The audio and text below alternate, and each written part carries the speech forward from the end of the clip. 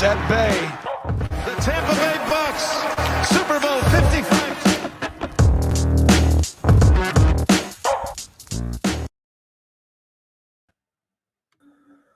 Hello and welcome to the Bucs Banter podcast. I am your host, as always, Collin Hallboom. Happy to be here on a Monday night following Week 6 of the NFL season, and I'm even happier to be joined by my co-host, Scott Capron. Scotty, what's good, man? Oh, like you said, happy Monday. Got a good game to look forward to tonight, and yeah, bud, how the hell are you? Good, man. Yeah, I'm looking forward to tonight's matchup much more than I was last night. It was kind of like I was very busy yesterday, so I was obviously watching football still, but Yeah, preoccupied while doing it. Thankfully, I caught that Dallas game. Yeah, Dallas game was awesome. You know, that Sunday nighter with Geno Smith versus the corpse of Roethlisberger. Our power went out from about 6 until 11 last night, and it was like I've never been more okay with missing a Sunday nighter, maybe in 20 years or something like that. So I mean, it looked like it went to overtime, and there was some interest in what happened, but I think overall not a terrible game to miss. No, absolutely not. And you're Yeah. totally right. Like, even though it went to overtime, honestly, I didn't even watch the overtime. I waited all the way to the overtime and I was like, screw this. I don't even care. I'll see who wins. Yeah, exactly. Unless you have some action on the game and it's like Sunday at 11:45 and you're watching those two teams play, you really start reassessing things. Exactly. I don't know. I get that on a lot of Sunday nighters when I'm chasing. So especially with those two. Yeah. So in terms of games yesterday, how about we gotta go right to Dallas, New England, because that was wild. What a finish. Yeah. What a game overall. I mean just a classic Belichick figuring out a way to stay in the game. Dallas definitely left some points on the board, but Mac Jones finds a drive when they're down by 6, to make it 21-20, even though there's no way they should have been in the game. Dallas finally takes the lead, and obviously that leads to the incredible ping pong ending of the last 3 or 4 minutes of regulation plus overtime. Just I mean, good game, entertaining game, some questionable decisions, I would say, but I mean, what a finish to walk them off like that with CeeDee Lamb. That was unbelievable. Yeah, it seemed like some of those questionable decisions almost washed each other away between the two coaches. And like it evened out. I mean, yeah, for sure. So we can start out with the McCarthy trying to kick the field goal. From it was 4th and 1 from I think about the 32 of New England. It's just, I know it's easy to say because they missed it. So it's the wrong decision or whatever. But I don't even like going up 2 with that situation on the plus side of the 2-minute warning. It gives the other team so much time to go down and just kick one to beat you. I really think, especially because they had their timeouts plus the 2-minute warning, you have to go there. You have to try to get that first down. And so I'm not killing them because the field goal was missed. Like, that's results versus process. What can you do? Obviously, they're trying to make the field goal and take the lead. But I didn't agree with that. I think Dallas kind of won in spite of themselves, to be completely honest. Although, what'd you think about Belichick punting the ball in overtime? Where were they on the field? I know, it's tough. They're about their 45.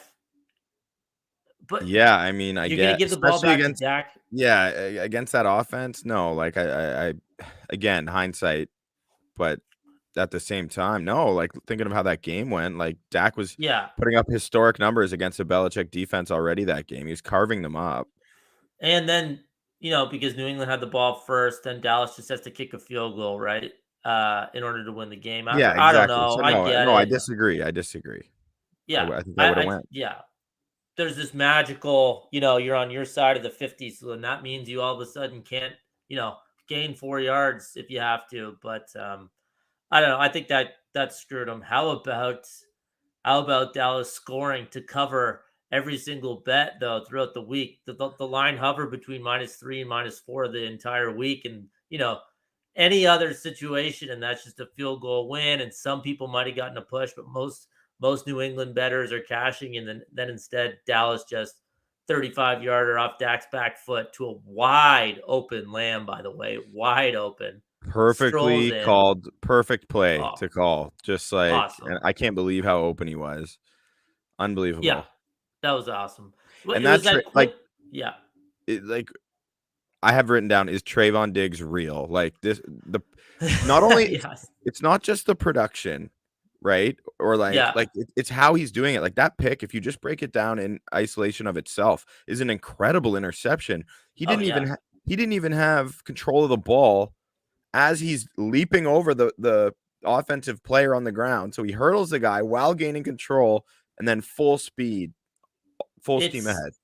he's could potentially have one of the more fascinating defensive player of the year candidacies that we've seen because he's picking the ball off and he's got a few touchdowns as well. So he's so valuable in that way. But he's also they're throwing at him because he's giving up yards, but then he's making the big plays. So it's you have to determine, I guess, how you want to break down the spectacular versus just the normal chunk plays that he's given up. But hey, he's making the big plays. That was unbelievable, unreal. And then of course New England scores on the next play on an absolute bomb, total botch coverage as well, right? So Crazy.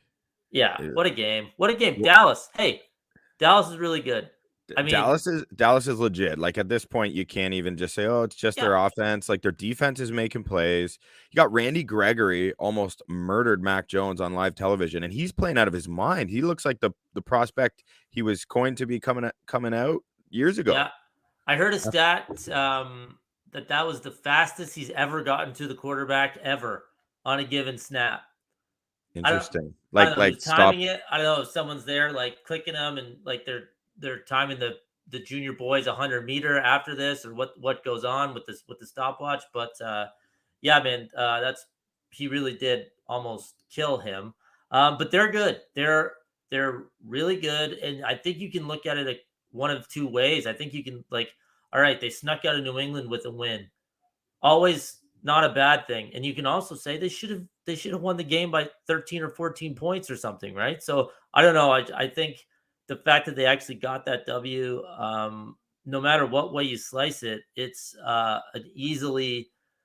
easy to put a very positive spin on what happened there for Dallas. They're good, man. They're really good, and they're Yeah, gonna they're just off. dismantle that division.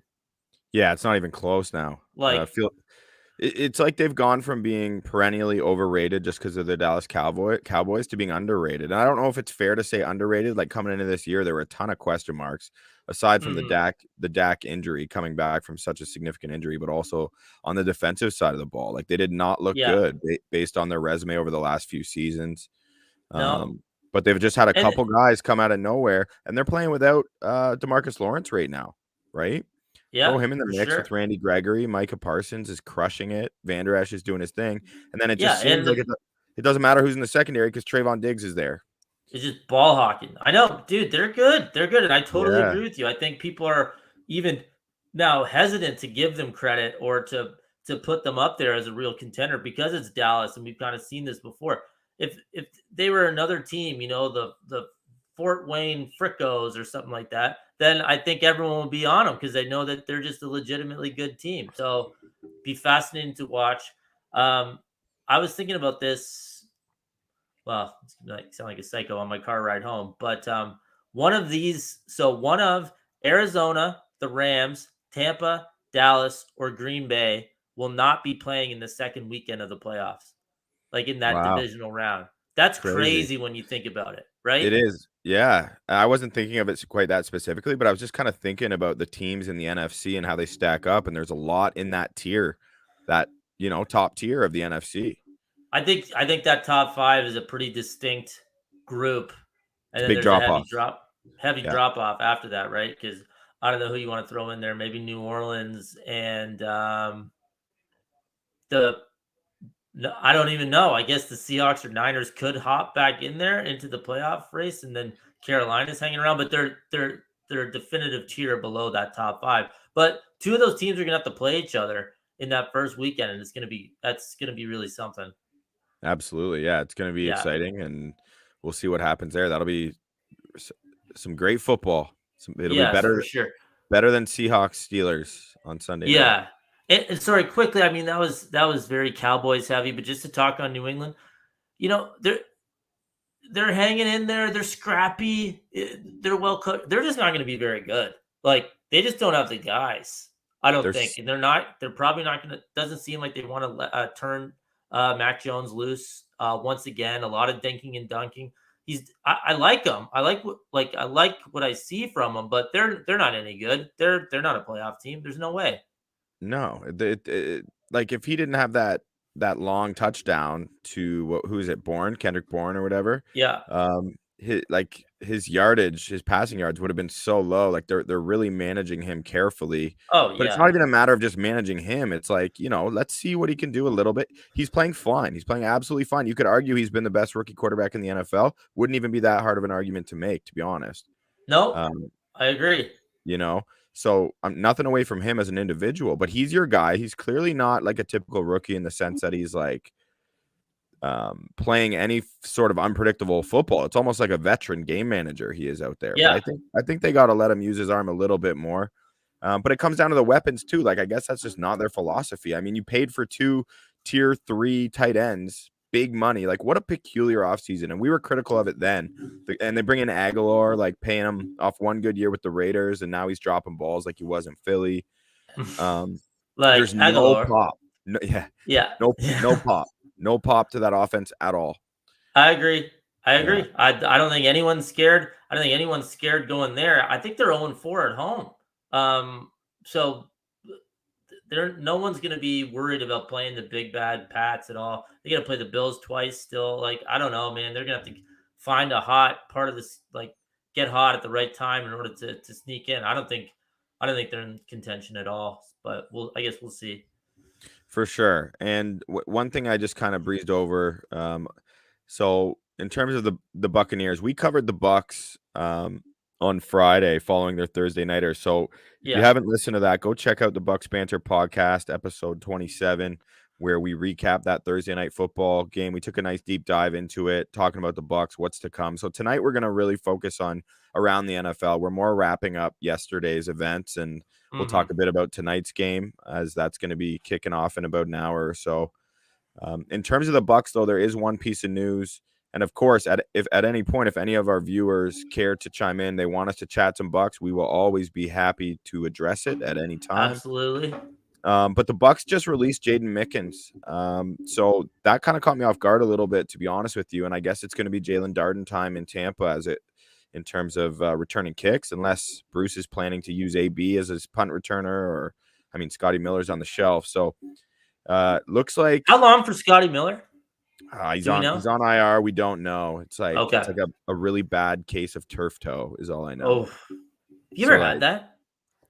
I've had some pretty bad. I broke my toe in when I was 12, and it's healed, or it dislocated it and it healed that way. So I've always had toe pain. So I guess it's like the equivalent of turf toe. It's apparently just brutal.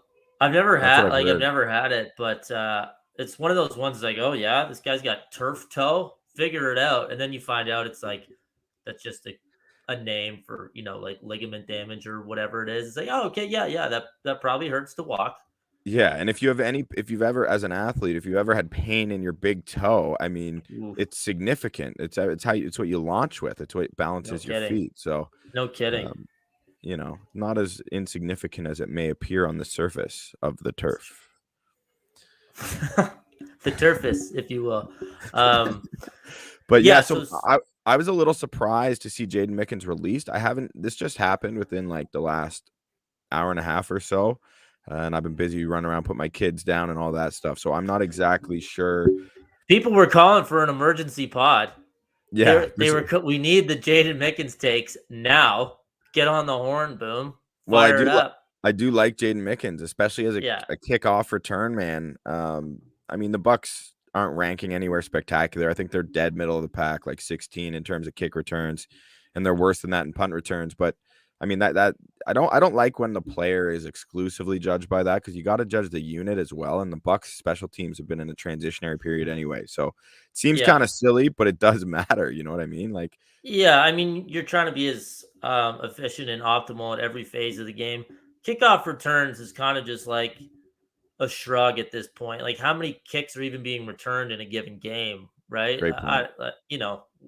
Great point. Yeah, you're trying to, like I said, you're trying to do whatever you can to make your team better. But like, if there's literally an expendable segment of the game right now, it's kick returns. I know punt returns are obviously different, but we'll see what they do there. I And mean, Mickens wasn't as good at punt returning as he was kick returning, but I am surprised, as Justin Larson, watching us on Facebook, says he did not see that one coming.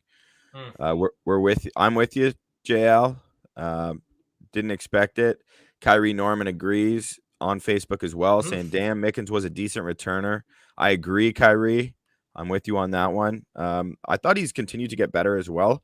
And there's times when Mickens has been asked to step in, not recently, not in recent memory, but over the course of his few years with the Buccaneers, where I thought he was really solid as like a backup receiver as well. And he seemed like a guy the Bucs like wanted to let go. He's had some off the field issues, but he just managed to continually play his way onto the roster. And so for it to just happen now, all of a sudden, caught me off guard a little bit. And I wonder if there's more to it. Not to speculate, but as mentioned, he has had some off the field issues. Who knows? But so a couple things there. One, I haven't heard you say "I agree, Kyrie" in a while, so that's a little bit different. Different to hear. Finally, and yeah, a Kyrie with some sense. Finally, a Kyrie we can get on board with. No show. Yeah. Man, you got to make these moves sometimes during the season. You've liked Mickens. You don't seem too heartbroken about losing him, but hopefully he signs. Hopefully, catches on somewhere and does something, because he's definitely a good player. He's definitely got ability. Just one of those things. And hopefully it's not in our division. I mean, I think they moved up in the 4th round to select Jalen Darden. He's not really going to be on the field as a receiver this season, barring injury or a couple injuries. So really, it could just be the fact that maybe Jalen Darden is starting to really turn some heads in practice, and it's gotten to the point where he looks good enough that they're like, all right, time to ride with the young guy here. He's got his five games as a backup, 6 games as a backup. He's taking the reins now, and that's about as much as I can imagine. So that's the one positive. I'm excited to see what Jalen Darden can do, especially because for him, he played like he's periodically come in and returned a couple, but that's hard to do. Like, give him the role, let him run with it, and see what happens. So we shall see how that goes. But anyway, like I mentioned, if anyone has anything they'd like us to talk about as it relates to the Buccaneers, hit us up in the comments, whether on YouTube, Facebook, Twitter, or wherever you're watching us live here on Bucs Report. Otherwise, we're going to keep churning along and discussing some of the other teams in the NFL who Bucs fans should be paying attention to, whether they're in the NFC or AFC, because there's some teams who are really beginning to establish themselves as the cream of the crop in the NFL. One of those, the Baltimore Ravens coming up with a major statement win, dominating the Chargers yesterday, an absolute obliteration. And I think start to finish, to finish, like never in doubt. The Chargers kind of scored near the end of the half to make it look respectable. Still didn't matter. Didn't even have to watch. It was just one of those ones. It was over. And that's against a good team. That's against a really good team after that big Monday night win. I know they were at home, but still one less day to prepare, one less day of rest. And they do that. That was maybe the win of the year so far, really. Yeah, I would say that's a totally fair way to categorize it, Scotty. And it's so funny, right? The Ravens have what, 1 loss? Yeah, I believe. And I've watched the opener, that crazy game against the Raiders on Monday night. Remember? Right. They easily, obviously, that went to overtime. Can you imagine being a Ravens fan right now? They almost lost to the Lions. It was like a miraculous throw by Lamar Jackson to set up like a 83-yard field goal. It was a 4th and 17 from their own whatever to set up the longest field goal of all time. That's all that needed to happen in order to beat the Lions. So it just shows you how crazy the league is, though, because, they're pros and anything can happen. But, oh, my goodness. So they do that. They dismantle Denver in a weird spot where they were an underdog. Imagine that. imagine looking at that line from 2 weeks ago. Oh yeah, Baltimore. They should have been a point dog in Denver. Ridiculous. And then Yeah, they beaten the Chiefs, they beaten the Chargers, they beat the Colts. Like, I mean, they're just never. If the defense plays like that, like the way they did against the Chargers, and just totally stifling Herbert, they played so well. They can play with anyone. They can play with anyone because Lamar keeps them in any game. totally. Oh, there you go. Kyrie Kyrie speaking is back in facts. the comments. There you go. Yeah, So their defense looked incredible. Their defense looked fantastic. It was like they hit different. Like when I used to watch like the Buccaneers in the early 2000s, the Tony Dungy Buccaneers, like just smacking people. Like they hit different. And this team is doing that. And it's secondary guys too. Like they seem to be really playing well as a team.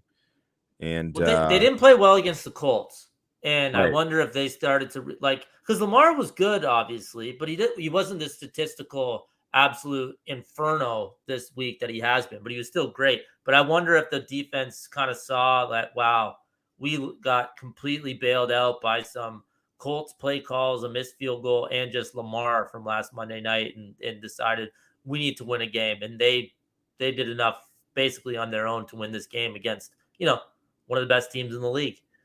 I think not enough credit goes to the coaching staff as well. All over the place. DC, OC, and then Harbaugh. Like they're just continually overcoming these issues. Like the injuries to the running back position. I know running back is what it is, but it was a strength, right? They're the best running offense. That's what they rely on, and they have J.K. Dobbins coming into his second year. Along with another couple good backs, they all go down with wasn't it all? Were they all Achilles or knee ACLs? I can't remember, but regardless, it was something. Yeah, serious injuries. So I don't know. They've just found a way to overcome. They seem like a resilient group, and not someone I would want to be seeing, coming down in a December, January time. That's for sure. And who would have thought that this week that the game against the Bengals would be for first place in that division? Not any upcoming matchups with the Browns or the Steelers, but with the Bengals. Cannot wait for that game this Sunday. Sorry, we can. I guess we've kind of talked about the Ravens Chargers. But quick thought on the Chargers. I think they just had one of those games, kind of caught in a buzzsaw right away, never got out of it. I'm not super concerned. I think just chalk it up as a bad week, and we'll see him. We'll see him next week. I don't know about you on that one. Well, I also think, Scott, it's important that we acknowledge we talked about going forward on fourth, and I know you've been very outspoken about it, and I do think though there's a bit of a limit on that. And I think Staley, there was a couple times where I found his, I don't know if it was the execution or just the approach, let's just tone it down. You don't have to do it every time. Yeah, we know you're trying to install an ethos and this is what we do, and get ready and but that's been established, right? Yeah. I think everyone knows that you guys are aggressive and you trust your players. And I think if you don't go for one on your 28, a 4th and 4 on your 28, then I think that's okay. Right? I am That's exactly what I'm saying. Yeah, absolutely an advocate for going for it. But not literally every single time. I think it has to make more sense than that. And hey, I would still prefer him to do that than what a lot of these coaches are doing, trying to lose games as much as they can with how defensive and conservative they get. But I think they gave some points up early as a result, and it's hard to come back. It's hard to come back against the Ravens. So yeah, too much, like you said. I agree. Yeah. Let's before we move along. We have a question from Justin Larson. He wants us to say, he says on Facebook, what about the conditioning of the secondary after losing Sherman and not knowing when David will return to the field? So yeah, it sucks, Justin. It really sucks, the injury situations for the Buccaneers secondary. It's almost laughable at this point. When Sherman went down, I was like, okay, well, whatever. Let's see what our backups can do. Let's see how well they're coached up, dealing with. I think Monty Kiffin is playing this week. They're suiting him up. Yeah. Yeah. Wild. Well, they had D. Delaney in there, and I think we're going to see a lot of Pierre Desir, names a lot of people likely haven't heard of, but some can be quality players, both of whom have experienced in the NFL. The point is, there's not much to say about it, other than our next stretch of games. We're in the midst of a real cushy aspect of the schedule. We just need to hold the fort down and get Carlton Davis, Sean Murphy Bunting, and everyone healthy for the stretch run. And that's all we got to do is hold the fort down, and having one loss on the season thus far with a lot better football, being capable of a lot better football. I'm okay with it. We just got to keep grinding out these ugly wins if we need to. Yeah, in the immediate future, like they're playing the Bears this week, who has an offense that everyone still thinks is 1982. So, like, if there was ever a team scheme and coach to not worry about maybe some, not some, the unbelievable amount of injuries in the secondary, it's this ridiculous Bears team. Even despite how much we love Fields, like they suck, and like Justin was like he was asking, what are you supposed to do? There's not much you can do other than just thank whoever you want to thank that the schedule is very doable right now.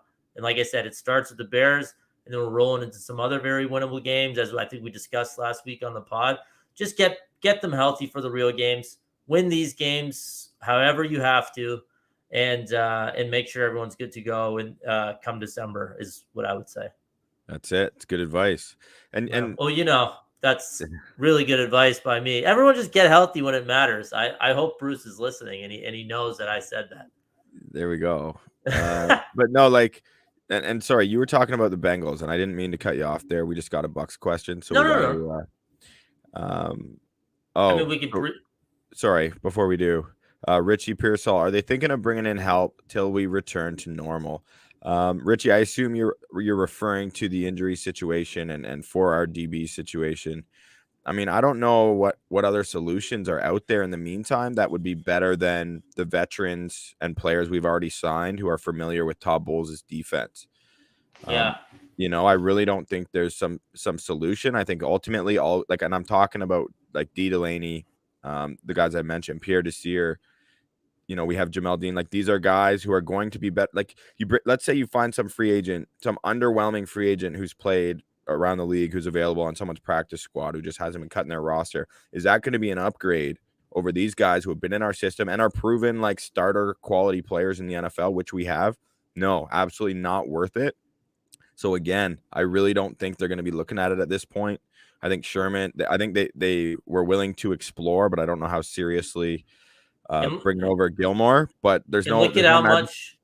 Yeah, and look at how much Sherman got attacked in that Patriots game, his first game, right? Like, they're going to continue to do that. Any new guy that they sign up the bus to come in and play, coaches know, other teams know. And that's going to be. I totally agree with you. I think you got to keep it in house and just see what you can do with the guys who know what Bowles is expecting. Right, Ross Cockrell, Pierre Desir, D. Delaney. Those are the names you got to get familiar with for the next few weeks, and hope our starting corners can get healthy. But those are fine players once they get used to their rotations. Like, I'm actually pretty satisfied with the guys that are there. Let's just hope there's not any more significant injuries to that unit over these next couple games, because then it's, I don't know, they'll start calling the CFL, try and find guys. Oh no. Yeah. Yeah. Oh no. Yeah, Cap. So we were starting to talk about the Bengals because of that big matchup next week with the Ravens. I'm with you, man. That's excited. I'm excited. I love watching Cincy. It's my favorite team to watch, that offense, because Joe Burrow's getting more confident every week. Love Joe Burrow. Love Jamar Chase. And then they got those other receivers.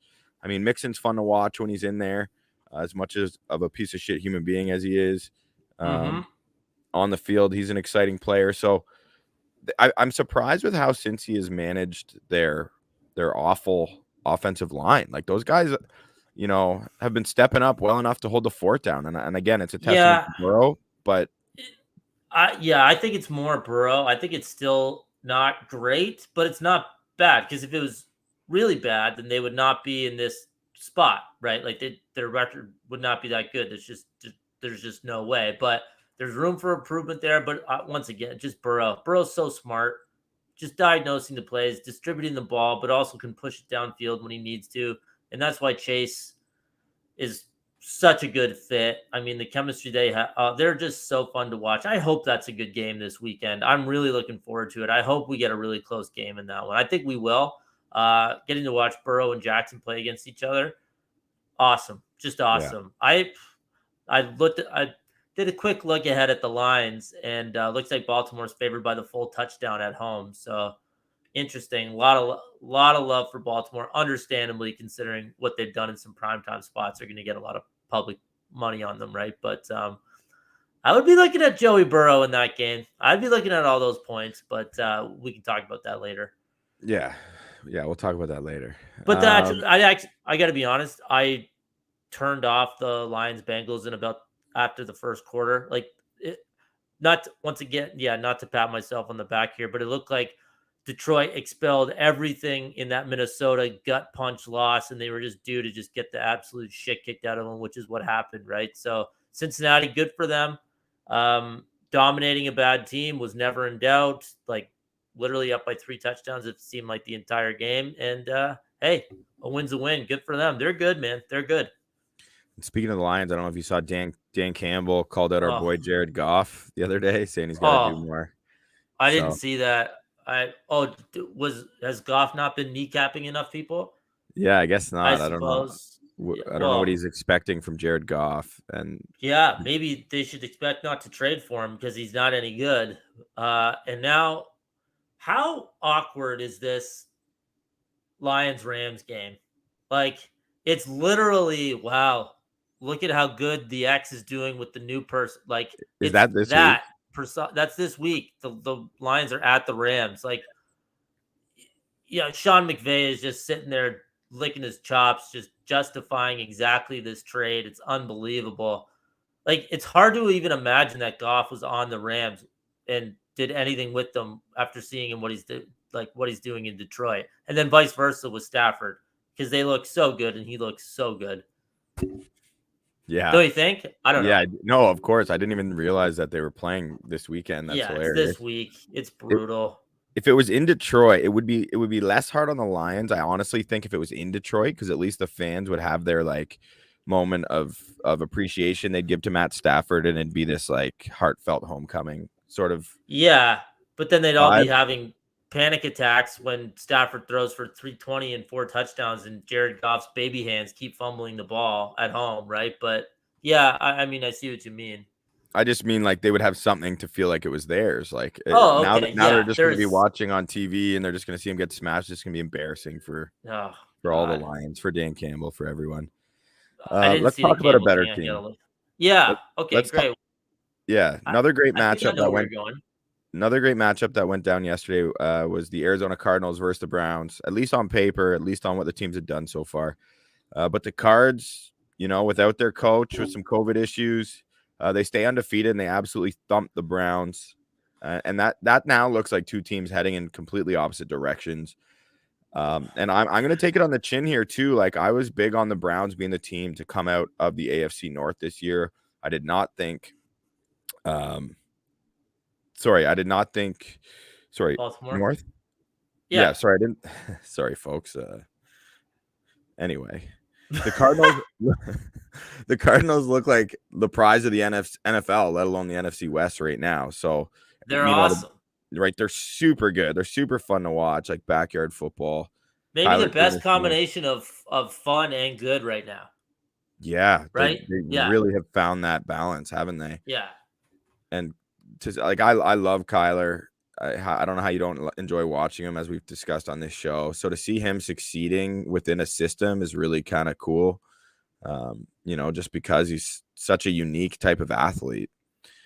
Meanwhile, sorry, go on. Go ahead. Sorry. No, I was just wanted to bring this back to the Bucs, because I wanted, if anyone wanted to chime in, but I also want to hear your opinion.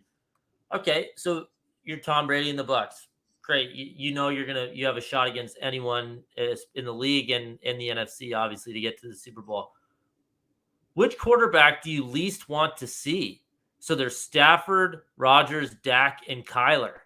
I mean, that is a murderer's row in order to, like, it's like picking your poison there, man. I don't know. I don't have an answer, by the way. I wouldn't want to play any of those 4 guys. Honestly, I would say I would at least want to see Rodgers if we're just talking about the quarterback because of what we did Yeah, to him last year and because of how just talking about intelligent the he is. quarterback. And because Just of talking how about the quarterback. yeah, Yeah. yeah. Rodgers would be my pick, right? Okay. I think Bowles is really good at scheming guys, assuming the Bucs have a healthy defense for the most part at that point of the year. Um, the Packers are going to be so prepared, so thoroughly prepared to play the Bucs after what they did to them at Lambeau last year to go to the Super Bowl. Like that stings, man. That's all they're thinking about. Just like Chiefs Yeah. fans. So so I just think in that situation, Aaron Rodgers would have just somehow he would have extra motivation to win the game. And I think with all that he's been through in the NFL and how experienced and how smart he is and how live his arm is still, like he's Yeah. still incredible. So Yeah. I'd rather try and take advantage of a young quarterback with a pretty tricky scheme that Todd Bowles would dial up with some really powerful front players that we saw tear apart Patrick Mahomes and Andy Reid's Yeah. offense in the Super Bowl last year. So that's my answer. I think that's right. Like that's great and probably the right answer. But my main point was I think people can make very realistic cases for any of those guys. Totally. Like if you're terrified of Kyler, yeah, okay. If you're terrified of Stafford plus the defense, I get that. If you're terrified of Dak just being able to go up and down the field and bring the Cowboys back into the game, yeah, makes sense. Like no bad answers or no good answers, I guess. If you're a Bucs fan in that scenario, I mean, you have Brady, so it's good. It just shows you the depth at the top of the conference. Totally, man. It's gonna be Yeah, it's scary. It's scary playing against a quarterback. Any one of those teams could beat any of the other teams, any defense when you have that kind of yeah, talent at that yeah. pivot, that position, right? For sure. And just to piggyback on what you're saying about the Browns, they were pretty banged up in this game. Now, I don't think it would have mattered. I think Arizona was beating them like a drum, basically even fully healthy, just the way they were clicking, scoring 37 points like that. But they have been a bit banged up. Looked like Baker kind of aggravated something during the game. So did OBJ. They were missing Jarvis Landry and a couple other guys. But Chubb. Chubb, obviously, yeah. And now Hunt's gone now. Kareem Hunt's gone for Yeah. several weeks. Now they have kind of this funky Thursday nighter at home against the Broncos where you just have to win that game. I mean, they should. They absolutely should, but you can't. You missed, you somehow dropped this one. You're 3-4, kind of reeling a bit. I know you were saying you know, saying that you're wrong about it. I'm not willing to write them off yet just because I still think they're really good. I know you're not either. I know you still like them, but I was willing to give them the benefit of the doubt for the Chargers loss in the first game of the year was against the Chiefs. But they got beat yesterday.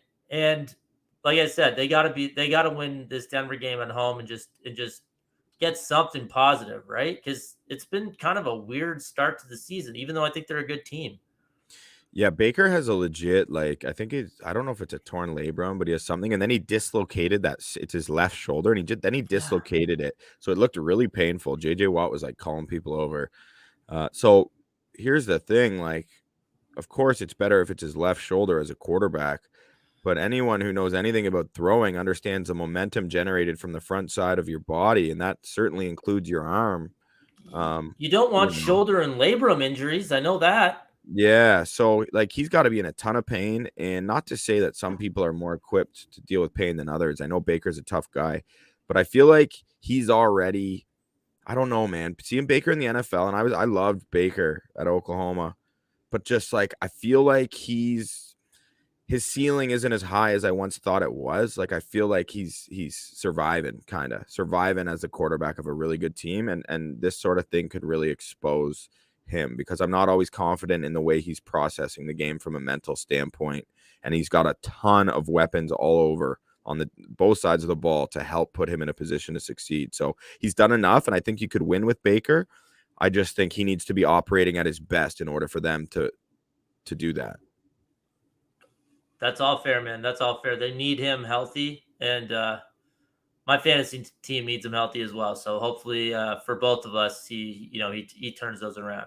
And they also have like they're along with Baltimore, arguably the best running game. They definitely have the best running back tandem in the NFL and probably the best offensive line, I would say.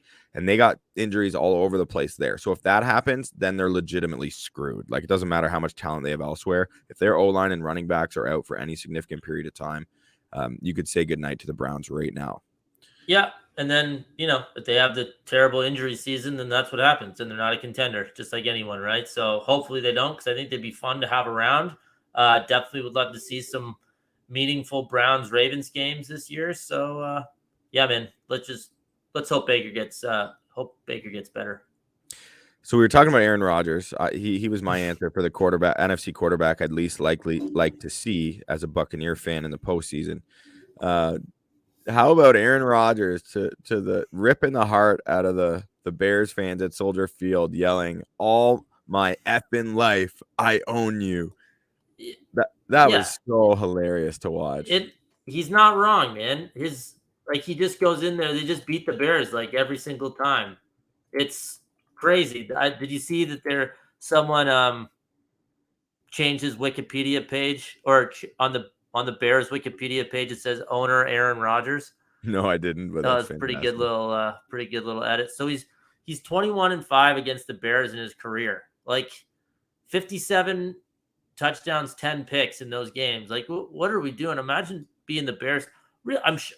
I'd have to check. I would imagine he probably has a similar record against the Lions. I would assume it's probably a little bit closer to 50-50 against the Vikings, but those teams just having to deal with that effing guy 2 times a year. Like, with the Bears, insane offense, brutal coach, and just like, those fans must be so dejected. They didn't even do much. They only scored 24 points this week, and they still easily covered, won the game by 10, never in doubt. Like, he does own them. He owns them. Yeah, and as bad as the Bears have been at times, they've always seemed to had a defense. Not always, but most years they've managed to. Those Fangio defenses. Their defense right now is really good, but that's how good Aaron Rodgers is, and I feel like he gets.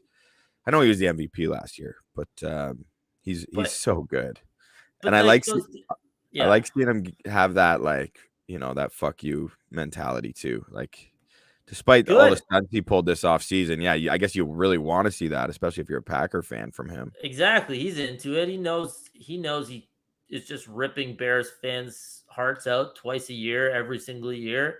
He's awesome. He's fantastic. The Bears suck. I don't know why we didn't think about taking the Packers in that game, by the way, but I guess that's a story for a different day. Classic overthink. Hindsight, my friend. Oh, I know, but like, let's just. All right, we'll talk off. Yeah, we'll go over it. And speaking of, like, Aaron Rodgers trying to rebuild his reputation amongst Packer fans, how about your buddy Urban Meyer completely redeeming himself with a win for the Jags on the road? Wow, what a historic day. Good for him, man. Wow, they beat the Dolphins, the freaking banged up Dolphins who suck. Dolphins suck. They suck. It's very disappointing. I thought they were going to be good. I thought they were going to be a playoff team, or at least contend, and they are definitely not. They give up 17 yards at the end of the game to allow Jacksonville to kick a field goal. Just a heartwarming story for Herb to get that first win. As likable as the day is long, Herb, doing it for the team. Herb now? Yeah, just a likable dude, doing it for the organization, not selfish at all. Actually, he flew back with the team. There were reports that he flew back with the team, so that was huge for morale. Just what a guy. That's kidding. How you own it. That's how you own it. You fly back. That's how you own your mistakes. You're an adult, and you come with a forthright apology explaining what actually happened, which is obviously what he did. No, he's a disgusting sewer human. And I want them to lose every single game, even though I feel bad for them as a team. I hate him. But do you feel like it kind of got swept under the rug a little bit that they had lost 20 straight games? Yeah, they mentioned it like a little bit. But it's just so, like, yeah, that is crazy, because it wasn't that long ago they were playing against the Patriots. Like, it feels like, with Fournette and was Ramsey a rookie that year? Yeah, and I was like, wow, like, this defense, right? They have all those pieces on defense, but I guess it really quickly fell apart. And yeah, 20 straight. That's crazy, man. That's a lot of losses. But 20, that's got to be one of the longest losing streaks in NFL history. And it's kind of been like, they keep losing. Oh yeah, I know the Bucs, but one of, and they won their first game last year, which is kind of funny because they were 1-0 and then they lost their next 15 plus the first 5 of this year. Didn't you bet Gardner Minshew MVP after that game? I sprinkled, I dabbled. I mean, just in a couple books, nothing crazy.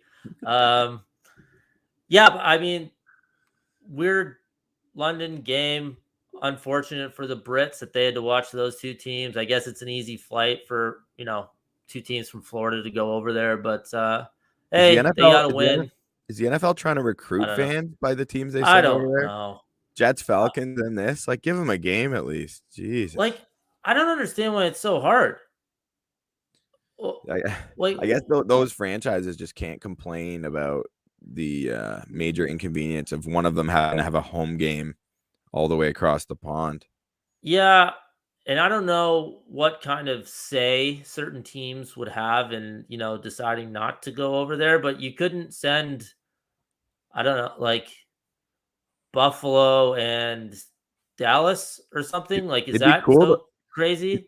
It'd be cool to watch a good game over in London. It's like a neutral field. I think that'd be kind of neat, actually. I don't want to see all Yeah, those. I don't know. I don't know about you. Like, I kind of don't even think about the London game other than the fact that it's at 9:30. Like, I'm like, oh yeah, it's cool. Like, that's cool that it's there, and then that's No, it. I But don't. it's just, I don't even yeah, know why we're talking about it. I guess I brought it up just because I wanted to mention Urban Meyer winning a football game yeah. to you after your passionate tirade Well, a couple weeks ago. still hasn't won in America yet, so we'll keep that record intact. There we are. Idiot. What do you think of it? I don't know if you caught any of the Chiefs game. When I looked and saw them losing at halftime to Washington football team, I was like, "Whoa, boy!" Couple turnovers in the first half. One was a bad Tyreek drop on like the 4 or 5 yard line. I was pretty confident that they were going to roll in the second half because they were still moving the ball. I mean, we kind of brought it up on the pod. I was, or the preview show, wanting to see what they would do if they were in another semi like precarious spot, which they were right down at halftime, and they answered the bell. I thought that was, I mean, Washington's worse than I thought. One of the teams that I would say I was a little bit too high on relative to what they're looking like now. But they went out there and just beat the shit out of them in the second half. Like that means something. That's a good sign for Kansas City. Yeah, you're right, because even when I look at it myself, I have to remind myself, I'm like, sometimes it doesn't matter how you win. Winning in the NFL is hard. You get a It's win. very That hard. counts the same. Like, get the damn win. That's all that Yeah. matters. At the end of the year, they're not looking back. Like, for the Bucs last year, for example, Super Bowl champions, people forget about all those shitty losses or underwhelming victories where you scrape by. It really does not matter. It's a 1 or a 0. Yeah. Exactly. So I get that. But I mean, Mahomes, what, he throw 2 picks? He's already got 2 more interceptions than he threw all of last season. Yeah, We're not even at the halfway point. a pretty decent handful of them though have been like badly tipped balls or dropped, and it's like, I know, like, You sound like his mom. sometimes I You, feel like a surrogate dad or substitute dad. Not that he doesn't have a dad, I just really like him, I guess is what I'm trying to say. did Yeah, you hear so what I his feel mom? like, Sorry, pardon? I'm sorry to cut you off. Did you hear what his mom was like? How she was going off about how interceptions shouldn't be on the quarterback if it's the receiver's fault? Well, yeah, I don't disagree with her, to be honest. So, I mean, I don't think a new stat should be invented, but I understand the sentiment of what she's saying. The fact that Yeah. he gets punished because Tyreek Hill just drops a pass and it goes right into someone's hands, yeah, it's ridiculous. Yeah, it is, but it's always been ridiculous. That's just the way Yeah, the sport is. So for you're right. sure. What you said is, yes, that you understand the frustration, but she was like Yeah. kind of calling. I'm only bringing this up because the Mahomes family has been in the news for all the wrong reasons lately. Oh, his brother's an idiot. Yeah, he is an idiot. He is an idiot. You saw the Sean Taylor issue? Yeah. So, like, he's doing. First of all, there's been videos. I forget his name. Jackson Mahomes, his younger brother. There was a few weeks ago, I saw him throwing water at someone in an opposing team stadium. He was up in his suite and he threw water at them from the opposing team. So that was the first, Cool. first issue. But he's been getting absolutely ravaged, rightfully so, because he recorded a pretty much a sexualized TikTok video of him dancing, and he happened to be in the chained off area, making this stupid little video. Like, it's already cringy enough as it is, but he's doing it on like the number 21 on the day they're honoring Sean Taylor. Did you see? Sorry, just adding to this because it's all part of how ridiculous the whole ridiculously bad the Sean Taylor ceremony was. Daniel Snyder was like wearing a hoodie. There wasn't a speech or any sort of video or anything like that. The family just kind of came out and waved. It was like beyond amateur hour what they put together for Sean Taylor. Coincidentally enough, right after all these emails come out, right, with the investigation and Gruden and all that, and they can't even do that right. They can't even honor one of their most beloved players ever. Right. They can't even do that. It's just classic skins. Sorry, football team, whatever. Yeah, how is he not like we said last week? How long ago did Sean Taylor pass away? It's got to be like approaching a decade, even. Yeah, I think it's longer than that. Right. So Yeah. how is it just being done now? It's so peculiar.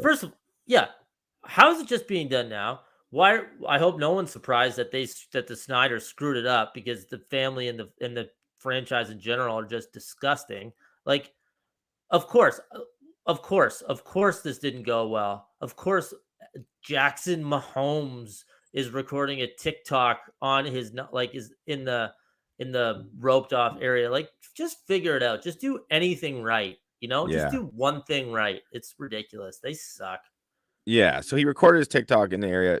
So he got just eviscerated, as he should. But I honestly, at least, I think he's guilty of being super tacky and privileged, in his little whatever. But I don't think he was trying to in any way slight Sean Taylor. I think it's a matter of ignorance.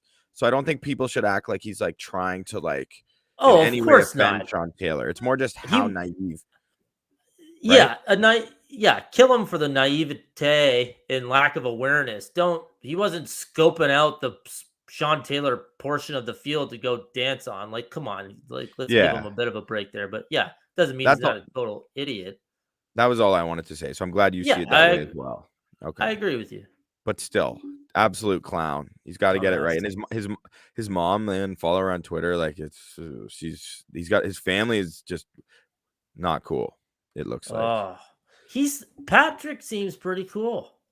I know, he seems super cool. He's like a really modest, very professional, hardworking, articulate dude, considering what he's accomplished so far. And but also just not a tool. Not at all a tool. Speaking of tools, though, the one thing we wanted, you know what's coming. For anyone who didn't see, and I think most people probably caught it circulating on social media this morning, but and this was the one thing I wanted to mention about that Sunday Night Football game, was them showing the injured Russell Wilson pregame. So he's had his thumb surgery. It's in a cast, but he wanted to get his work in. So they're framing it as though he did this entire simulated game, and they're praising Russell Wilson. Here he is pregame, Al. And it's showing Russell Wilson simulate a game alone on the field, and to the point where he's the footage opens up showing him on one knee pretending to talk in a huddle to call the play before dropping back and running a imaginary play action play. It was the most awkward, weirdest thing ever. Thirsty. So Russ, though. Russ. So Russ. It's so on brand. I don't even know where to start with it. It's so bad. I mean, I'm glad it happened, because then we get to see it, and it's just another brutal nail in the Wilson having any sort of credibility coffin, because he's just such a nerd. But what are we what are you why are you doing that? Oh my God, you're so dedicated. Oh, you're so dedicated. You had to do that on Sunday Night Football just before the game started with all the cameras out there. Oh, right. You couldn't have done that anywhere else. Are you kidding, man? It's not only just lame and cringy. It's just a weak move. And I don't know. I was dying watching. I kind of had to turn it off. It was so awkward. Yeah. You couldn't do that in your backyard before you got there, or I don't know. It's not about him, though. It's not about him, even though he's doing that. Get out of here, dude. It felt more like an SNL parody. Yeah. Right? Than an actual thing. When he was kneeling, maybe I could have like accepted it if it was a little, I don't know, but him being on one knee talking in the huddle with no one else there was what got me. That Yeah, really just like, verified how awkward it is. Love him as a well, player. Love Russ. Not criticizing him like he's not an evil person. He is just so painfully awkward with like his identity crisis and the disingenuous nature of some of his tactics to like engage audiences outside of the yeah. football arena. That's For how I would sure. And describe it. it's like, hey, I understand it. It's hard for me to call him a loser as I have this IKEA map behind me and he's a multi-bazillionaire Super Bowl winner married to one of the hottest women on the planet. But he's just a nerd, man. Like he's just like he doesn't get it. The unlimited thing doesn't even make sense. He's just like decidedly uncool. He's just not a cool dude at all. Like I guess likable enough in terms of like, he's not a bad person or anything, but oh my god, I'm finding it really hard to even like him as a player anymore. Like it's seeping into that for me, for Is it? sure. Yeah, man. Like, I yeah, I appreciate his gifts too much on the field for it to affect it. Like I just love how he plays a position, especially with some of the issues in that offense. But I mean, yeah, it's just I'm with you though in general. Like I'd rather him oh, just embrace being a dork and a nerd and not try to be something he's not. Like, you know okay, what I mean? or like do it without the cameras. Like, if you're not ready to throw the ball yet, then maybe you shouldn't be on the field. Right? If Mhm. you wanted to get some throws in on the field before the Sunday nighter because his finger was allowing him to do that, well, Well, cool. Like that'd be I get completely that. different. Yeah. That's reps. That's like at the time of the game. You know what I mean? Like I can understand that. This is such a thirst trap just going out there. It like it's bad. Like it. Yeah. Sorry, we're giving this a lot of airtime. I don't care. It was painful. Like super Yeah. painful to watch. Yeah. For sure. I thought of you when it was happening, Scott. Oh It's God! just one Thank of those, God the power was out. I would have thrown something at the TV anyway. So there you right? go. So we've got just a couple minutes here before we head out to watch some Monday Night Football ourselves. But I mean, let's briefly talk. What are you looking forward to in this Bills Titans game, Scotty? What are you looking to see here tonight? Well, I think it's a one of those really tough one for the Bills where the Titans are, just good enough where they can easily give someone a game, obviously, but the Bills are going to be expected to go in there and win. They're favored by almost a touchdown. Tennessee's a tough place to play. It's one of those ones where I think it's going to be more about Tennessee either way, because Buffalo's either going to be expected to win or they ran into a tough, like a tough game on the road on Monday night, kind of prime time. I would look for Henry to have a big game. Obviously, that's no surprise. Want to see if Buffalo can keep up this offensive tear that they've been on. They've been dismantling teams and putting up 35 points consistently, right? And yeah, I'm really excited for it. I think it's huge for Tennessee's season. Yeah, they need it. They're going to need it. I think Yeah. the Bills have a ton of confidence right now, and I think they're going to come out firing in the air. I think I could see Diggs and Beasley having a big day. But Hmm. the Titans are funny, right? Because they're one of the hardest teams to predict on a week to week basis because they have Yeah. Julio Jones and AJ Brown, and then they Yeah. have a very capable quarterback, and they have what looks like the reincarnation of Jim Brown on Hulk juice, like turning him into the Hulk. Like Derrick Henry is just so utterly ridiculous and talented as a football player. This just So in, he's still bigger than Mark Ingram, like that yeah, photo shows. Still the same. Yeah. yeah, still Yeah, man. insane. Who do you like? Who do you like in the game? I mean, I like the Bills to win. I'm not touching that line because I don't like to bet on or against the Titans, but I think the Bills are the best team in football right now. I guess this Yeah. would go a little bit further to verifying that. Just the combination of their offense and defense both operating at such a high level to me, with a really unique quarterback with an incredible arm and who's super athletic and really starting to figure it out. And look how successful he's been before he has it figured out. I think the Hmm. Bills are scary. The Bills are scary for anyone to No play. doubt. No arguments here. They're good, man. I think we get a good game. I think the Bills win a close one, like 31-27 or something. I hope so for viewing Yeah, sake, and it could very well be the case. And I mean, the Titans got to have some pride here. Like they got too many weapons. for sure. I just think their secondary is a bit of an issue for them, among other things on that side of the ball. That's fair. Well, Anything else you want to hit on before we depart? No, I'm good. That was just interesting week of games. A couple blowouts early, a couple good close ones late, and yeah, man, let's go watch this Titans Bills game. No doubt. And anyone who was hoping for a little more Bucs talk tonight, well, we did a whole bunch of that on our Friday night live on Bucs Report. So that's why we were kind of focusing on more of a NFL wide perspective this evening. But we will be back next week, and we'll be talking all about whatever happens between the Tampa Bay Buccaneers and the Chicago Bears, which is, of course, the matchup next weekend. So enjoy Monday Night Football. Make sure you're following Bucs Banter on Twitter. Follow my boy Scotty at Captain Ron, as you see on the screen. And please find us on YouTube and like and subscribe, or just subscribe. I don't really care if you like it unless you really like it. Subscribe to the Bucs Banter channel on YouTube. Thanks, guys. Friends. Be well. Peace.